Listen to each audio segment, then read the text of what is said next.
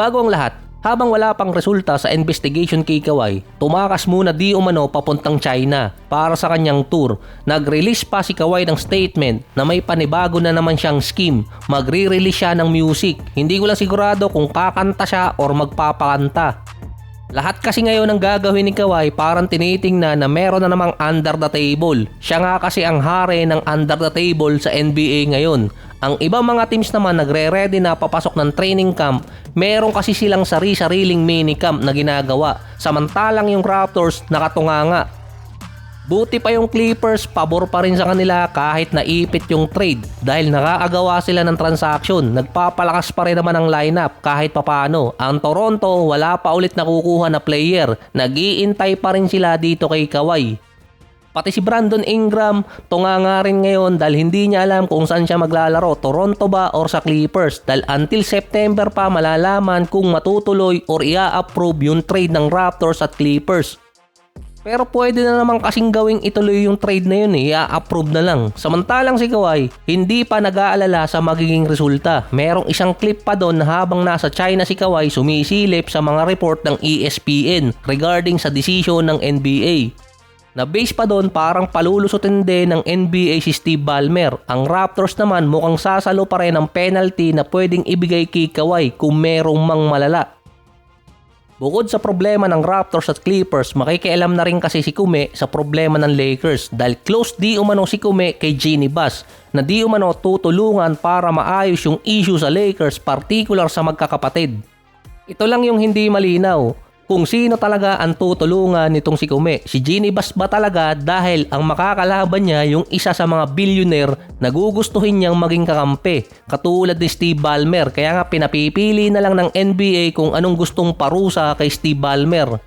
Sa report din kasi dati, isa si Bob Iger sa mga tumulong kay Kume at sa NBA para makuha or ma-close ang deal sa mga streaming platform. Kaya ang laki ng kinikita ng NBA ngayon. Si Bob Iger din ang isa sa mga naunang kinausap na bumili ng bagong expansion. Medyo vague kasi yung report na yun kung tutulungan di umano ang Lakers sa dispute para manalo si Jeanie Buss or kaya tutulungan niya yung Lakers para ma-out si Jeanie Buss dahil outnumber kasi si Jeanie Buss ngayon.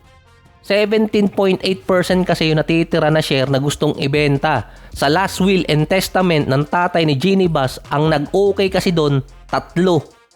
Mali pala, ang nakalagay kasi doon na decision maker 3. 2 doon nag-okay na ibenta yung kanilang shares. Ang hinahabol lang kasi ni Jeanie Buss, kailangan may matirang 15% para may control pa rin sila sa Lakers. Kaya pinayagan din ni Bob Iger na maging board of governor si Jeanie Buss dahil yon sa usapan nila ni Mark Walter. Sa rule, kailangan may matirang 15% sa ownership ng Buss family. Sa 6 na magkakapatid, 5 yung gustong ibenta. Kaya ang matitira na lang shares dito kay Jeanie Buss 2.9% at hindi siya makakaupo bilang Lakers governor at wala na siyang magiging control sa Lakers. Kahit pa meron deal si Bob Iger at si Mark Walter, hindi nila mailalagay si Jeanie Buss bilang board of governor para sa Lakers kung nasa 2.9% na lang yung matitira sa kanya. Yun kasi ang hinahabol niya sa magkakapatid pa. Apektado din di umano si Luka ngayon dahil sa nangyayaring issue sa management ng Lakers. Minomonitor siya ng mga teams kung hindi magiging maganda ang season niya sa LA papasok ng 2027 season. Ito rin yung taon na mukhang babantayan talaga siya ng media dahil siya na lang yung natitirang superstar para sa Lakers ngayon. Meron pa siyang personal problem lalo na sa dati niyang GF na nanghihingi ng 50 million plus yung custody pa ng anak niya.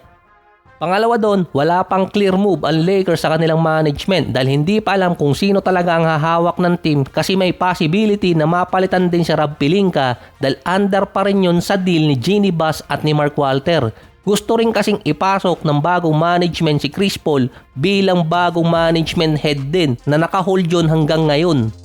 Natapos na rin kasi yung minicamp ng Lakers sa Slovenia, nag-extend lang ng isang araw dahil sa hiningin pabor ni Luka na magstay lang yung Lakers para bumisita sa isang ospital. Yung mga fans naman online excited din sa 2027 season para sa Lakers. Hindi lang kasi yun sa magiging performance ni Luka at ng Lakers kundi ano ang mangyayari kay Luka kapag regular season. Meron kasi mga multiple team ang interested na at nakamonitor kay Luka kung sakali. Papasok pa lang ng season yan. First time kasi mararanasan talaga ni Luka na maging laman lalo ng media since wala na sa Lakers si LeBron. Siya dati kasi yung binabantayan ng media. Ngayon ang Lakers ang isa sa merong pinakamalaking media market. Kaya magiging laman si Luka or siya lagi ang magiging headline. Na posible makaapekto kay Luka pagdating ng regular season dahil babantahin siya ng media kahit personal problem niya ilalabas din or i-report na pwedeng mag-cause sa LA. Si Bronny James naman parang tinatagilid ngayon ng mga kampi sa kanyang insider na sinabing siya dapat ang tanggalin sa Lakers or dapat siya ang ikat dahil nasa 16 players pa rin naman so far sa ngayon. Kahit magkaroon ng sign and trade kay Kuminga papuntang Lakers, nasa 16 players pa rin yun kung kapalit lang isang player. Pero kung dalawa, papatak pa rin ng 15 players at minsan ang Lakers nag-iiwan ng isang open spot sa kanilang roster.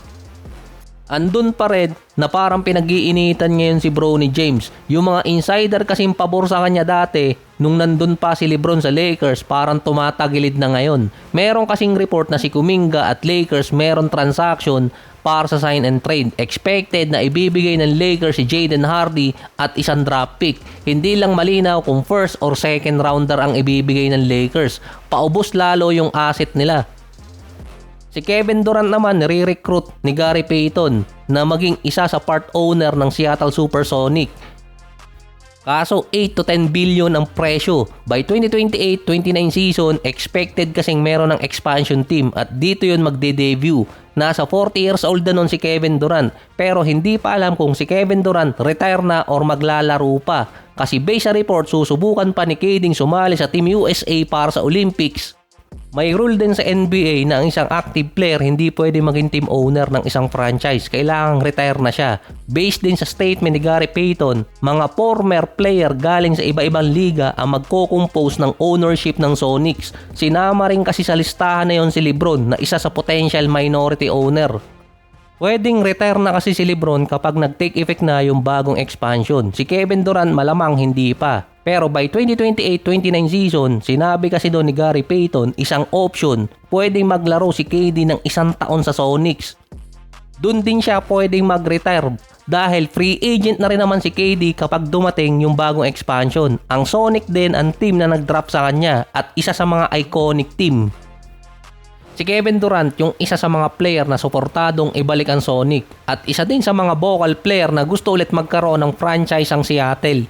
Iba kasi yung sa Las Vegas kung saan pwedeng maging money machine. Yung Sonic kasi mostly nostalgia yung pinagbasihan kasi yung franchise nila tinrider dati ng Thunder nang biglang lumipat ng ibang location. Ito yung napili din si Westbrook sa draft ng 2008.